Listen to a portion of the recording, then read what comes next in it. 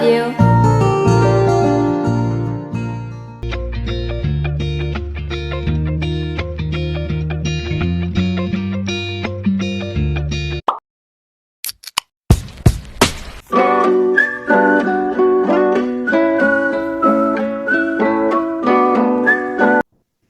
Bismillahirrahmanirrahim. Assalamualaikum warahmatullahi wabarakatuh.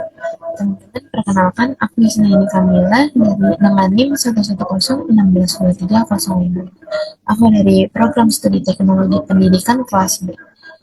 Aku di sini akan menyampaikan sedikit materi mengenai dalil-dalil fikih tentang sholat dari mazhab Imam Syafi'i, serta aku juga akan mempraktikkan sholat subuh dengan tata cara dalil dan fikih dari mazhab Imam Syafi'i. Nah, kumpulan dalil fikih mazhab Syafi'i tentang sholat yang bakal aku sampaikan ini udah dirangkum oleh Ketua Komisi Fatwa Majelis Ulama Indonesia Provinsi Jawa Timur, Kiai Haji Ma'ruf Kozin. Rangkuman dalil-dalil fikih ini diambil dari kitab Al-Majmu, Bulugh Al-Maram, Al-Kazib, dan lain-lain. Rangkuman dalil ini dilakukan untuk mempermudah umat Islam dalam mencari landasan hukum sehingga tidak ada keraguan dalam menjalankan ibadah. Dalil-dalil yang dicantumkan ini juga sudah melalui proses ijtihad dalam mazhab Imam Syafi'i. Langsung aja ke yang pertama. Di bab sholat ini ada yang pertama ada dalil mengenai waktu sholat. Mengenai waktu sholat, dari Abdullah ibnu Amir radhiyallahu anhu bahwa Rasulullah SAW bersabda, waktu zuhur ialah jika matahari telah condong ke barat, dan bayangan seseorang sama dengan tingginya selama waktu asar belum tiba. Waktu asar masuk selama matahari belum menguning. Waktu sholat maghrib selama awan merah belum menghilang. Waktu isya hingga tengah malam, dan waktu sholat subuh semenjak terbitnya fajar hingga matahari belum terbit. Riwayat Muslim. Dan yang kedua ada dalil mengenai keutamaan sholat di awal waktu. Dari Ibnu Mas'ud radhiyallahu anhu bahwa Rasulullah SAW bersabda, perbuatan yang paling mulia ialah sholat pada awal waktunya.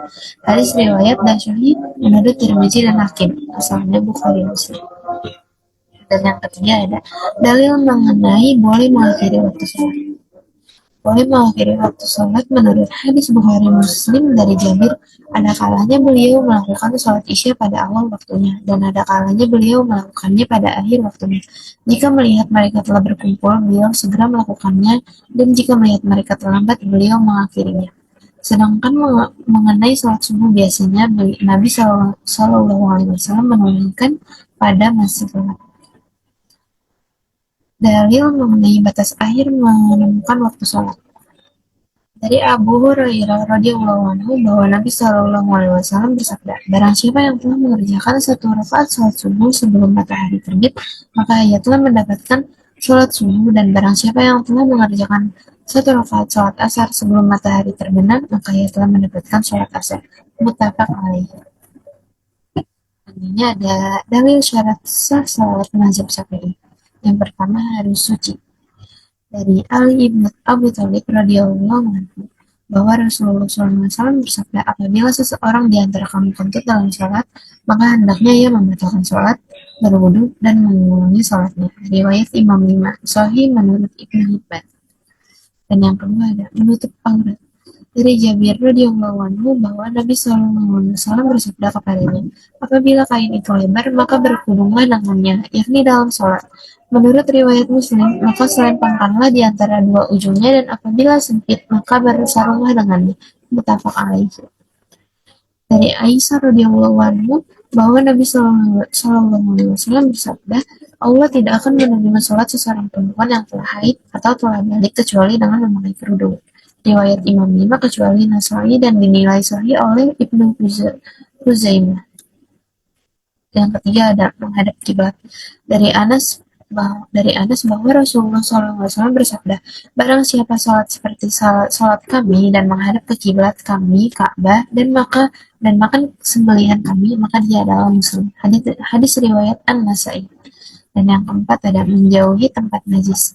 Dari Ibnu Umar radhiyallahu anhu bahwa Nabi SAW melarang untuk sholat di 7 tempat. Yang pertama ada tempat sampah, tempat penyembelihan hewan, tengah jalan, kamar mandi atau WC, kandang unta, dan di atas Ka'bah. Diriwayatkan oleh Tirmizi dan dinilai lemah olehnya. Dan yang terakhir, kelima, tidak bicara saat sholat. Zaid ibnu Arqam berkata, kami benar-benar pernah berbicara dalam sholat pada zaman Rasulullah SAW. Salah seorang dari kami berbicara dengan temannya untuk menyeruannya, sehingga turunlah ayat, peliharalah segala sholatmu, dan sholat yang tengah dan berdirilah untuk Allah dengan khusyuk. Lalu kami diperintah untuk diam dan kami dilarang untuk berbicara. Muttafaq alaihi dan lafaznya menurut riwayat Muslim. Itu materi tadi. Itu materi mengenai dalil fikih tentang sholat dari mazhab Imam Syafi'i.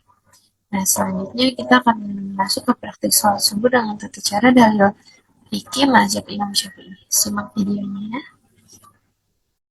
صلي فرض الصبح ركعتين أداء لله تعالى الله أكبر الله أكبر كبيرا والحمد لله كثيرا وسبحان الله بكرة وأصيلا وجهت وجهي الذي فطر السماوات والأرض حنيفا مسلما وما أنا من المشركين إن صلاتي ونسكي ومحياي ومماتي لله رب العالمين لا شريك له وبذلك أمرت وأنا من المسلمين بسم الله الرحمن الرحيم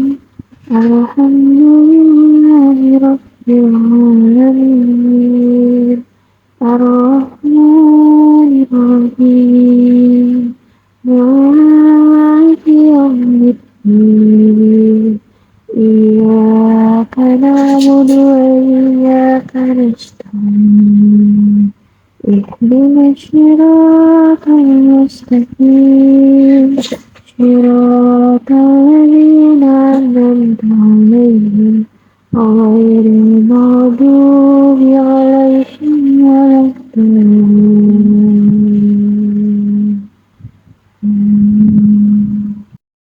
بسم الله الرحمن الرحيم أنذر كيف فعل ربك بأصحاب الفيل ألم يجعل كيدهم في تدليل وأرسل عليهم طيرا أبابيل ترميهم بحجارة من سجيل فجعلهم كعصف مأكول الله أكبر سبحان ربي العظيم وبحمده سبحان ربي العظيم وبحمده سبحان ربي العظيم وبحمده سمع الله لمن حمده ربنا لك الحمد الله أكبر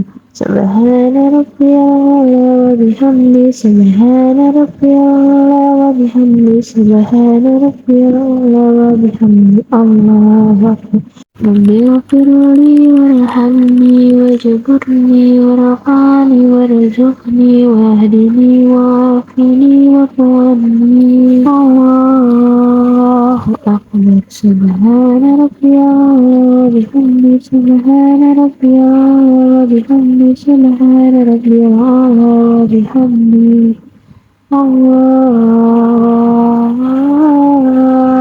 أكبر بسم الله الرحمن الرحيم الحمد لله رب العالمين الرحمن الرحيم مالك يوم الدين إياك نعبد وإياك نستعين اهدنا الصراط المستقيم صراط الذين أنعمت عليهم غير المغضوب عليهم ولا الضالين Bismillahirrahmanirrahim. Ara'aita alladhi yukazzibu bid-din. فذلك الذي يدعو اليتيم ولا يحض على طعام المسكين ويل للمصلين الذين هم عن صلاتهم ساهون والذين هم يراءون ويمنعون الماعون الله أكبر سبحان ربي العظيم وبحمده سبحان ربي العظيم وبحمده سبحان ربي العظيم وبحمده سمع الله لمن ربنا لك الحمد اللهم اهدني فيمن هديت وعافني فيمن عافيت وتولني فيما توليت وبارك لي فيما أعطيت وقني شر ما قضيت فإنك تقضي ولا يقضى عليك وإنه لا يذل من واليت ولا يعز من عاديت تباركت ربنا وتعاليت ولك الحمد على ما قضيت واستغفرك وأتوب إليك الله أكبر سبحان ربي الأعلى وبحمده سبحان ربي الأعلى وبحمده سبحان ربي الأعلى وبحمده الله أكبر ربي اغفر لي وارحمني واجبرني وارفعني وارزقني واهدني وعافني واعف عني الله أكبر سبحان ربي الأعلى وبحمده سبحان ربي الأعلى وبحمده سبحان ربي الأعلى وبحمده الله أكبر التحيات المباركات الصلاة الطيبات السلام عليك أيها النبي ورحمة الله وبركاته السلام علينا وعلى عباد الله الصالحين أشهد أن لا إله إلا الله وأشهد أن محمدا رسول الله اللهم صل على سيدنا محمد وعلى آل سيدنا محمد كما صليت على سيدنا إبراهيم وعلى آل سيدنا إبراهيم وبارك على سيدنا محمد وعلى آل سيدنا محمد كما باركت على سيدنا إبراهيم وعلى آل سيدنا إبراهيم يا عالمين إنك حميد مجيد السلام عليكم ورحمة الله السلام عليكم ورحمة الله